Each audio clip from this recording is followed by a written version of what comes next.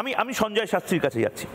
কংগ্রেস মুখপাত্র নিজের বক্তব্য বললেন, তার লিবার্টি আছে এবং এই বিউটিটাই, এই সৌন্দর্যটাই ভারতের যে কোনো প্ল্যাটফর্মে থাকা উচিত। কথা ওকে প্ল্যাটফর্মে আমরা অবশ্যই সেটাকে রেসপেক্ট করি, কিন্তু সঞ্জয় শাস্ত্রী এটাও তো অস্বীকার করার কোনো জায়গা নেই। আমরা আমাদেরটা, যেরকম কর্নেল শ্রীবাস্তব বলছিলেন যে আমরা মহৎ, অবশ্যই মহৎ, কিন্তু একজন সাধুকেও ক্রমাগত যদি কিছু পশু তারা আক্রমণ করে যায়, আঁচড় কামড় দিতে শুরু করে কিছু জন্তু জানোয়ার, সাধুও কিন্তু হাতে ত্রিশূলটা নেয় বা অস্ত্র তুলে নেয়। ঠিক সেভাবেই লাগাতার গজওয়াতুল হিন্দের একদিক থেকে চেষ্টা, ভারত দখল করার চেষ্টা, এবং সেটা একেবারে খিলাফত প্রতিষ্ঠা করে, এটা ব্লু প্রিন্ট তারা রেডি করে রেখেছে এবং একাধিক জায়গায়, এটা আমার নতুন করে আর বলার কিছু নেই, একাধিক জায়গাতে একাধিক র্যাডিক্যাল অর্গানাইজেশন, মৌলবাদী সংগঠন, তারা এটা অন এয়ার বলেছে। আর অন্য দিক থেকে মার্কিন ডিপ স্টেটের ভারত ভেঙে টুকরো করে আরও বিভিন্ন দেশ তৈরির চেষ্টা। এর মাঝে হাওয়া উঠলে ক্ষতি কি, যে আমরা অখণ্ড ভারত চাই, আমরা চট্টগ্রাম রংপুর যেরকম চাই, আমরা পিওকেও সেরকমভাবে চাই। আপনার সময় শুরু। অখণ্ড, সবাইকে সর্বপ্রথমে জয় হিন্দ, বন্দে মাতরম।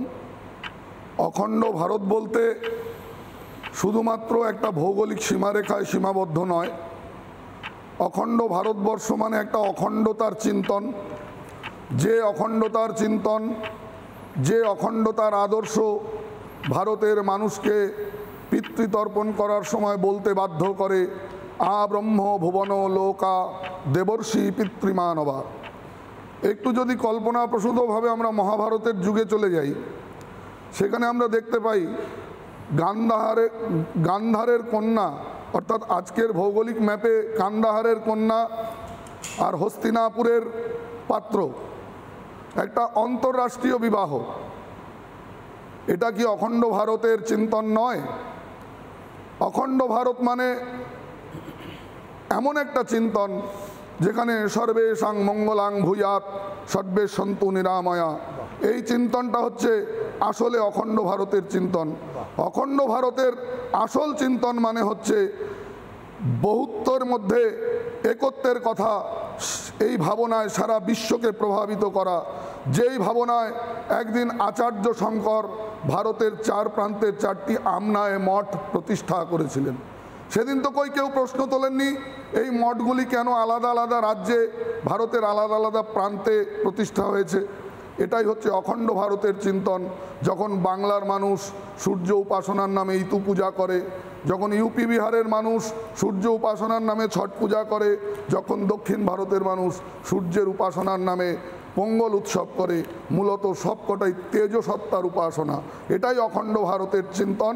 এবং আমার পূর্ববর্তী বক্তা একটু আগে বলছিলেন, অত্যন্ত দুর্ভাগ্য, আমাদের জাতির পিতা আমাদের আশ্বস্ত করেছিলেন একদিন যে যদি দেশ ভাগ হয় আমার দেহের ওপর দিয়ে যাবে, কিন্তু সকলের অলক্ষ্যে আমাদের জাতির পিতা সমস্ত জাতির বুকে একটা ধারালো শান দেওয়া ছুরি বসিয়ে দিলেন। বিশ্বাসঘাতকতা করা হলো। কলকাতার রাস্তায় সেদিনকে মিছিল বেরিয়েছিল, হাত মে বিড়ি মুমে পান লড়কে লেঙ্গে পাকিস্তান। সুরাবুদ্দিনের নেতৃত্বে ডাইরেক্ট অ্যাকশন ডের ডাক দেওয়া হলো। নির্বিচারে শুরু হলো হিন্দু নিধন। আমি সেই দিকে যাচ্ছি না।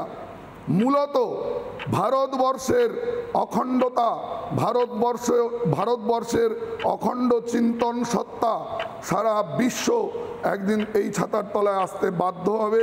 এবং অখণ্ড ভারতের পূজারী আমরাই একমাত্র বলতে পারি, উত্তরো যৎ সমুদ্রস্য যাবৎ হিন্দু সরোবর তয়ো ভারতত্র ভারতী দেশ নামা ভারতী যত্র সন্ততে।